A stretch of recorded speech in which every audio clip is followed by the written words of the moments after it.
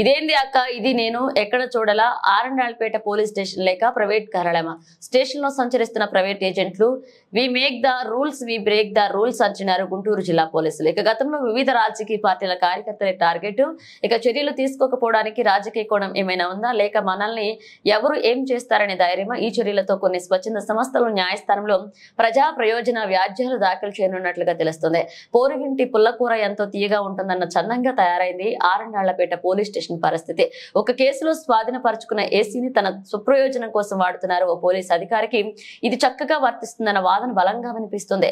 వివిధ కేసుల్లో స్వాధీనపరుచుకున్న వస్తు సామాగ్రిని స్వప్రయోజనాల కోసం ఉపయోగించుకుంటున్నారన్న విషయం ఇట్లా సోషల్ మీడియాలను దినపత్రికలను హల్చల్ అయినప్పటికీ నేటికి చర్యలు తీసుకోకపోవడంలో ఉన్నతాధికారులు భయపడుతున్నారన్న వాదన బలంగా వినిపిస్తుంది. అసలే సొంత గూటి పక్షులు కావడంతో చర్యలు తీసుకునేందుకు ఉన్నతాధికారులు సైతం వెనుకడుగు వేస్తున్నారంటే వారికున్న ప్రయోజనం ఏంటో తెలియక ప్రజలు సతమతమవుతున్నారు. గతంలో ఓ కేసులో స్వాధీనపరుచుకున్న వస్తువులు కానీ వాహనాలు కానీ తమ స్వప్రయోజనాల కోసం ఉపయోగిస్తే సదరు కేసులో సదరు అధికారులను కూడా చేర్చిన సందర్భాలు ఎన్నో. కానీ అవి గుంటూరు జిల్లా పోలీసులకు వర్తించకపోవడం విశేషం.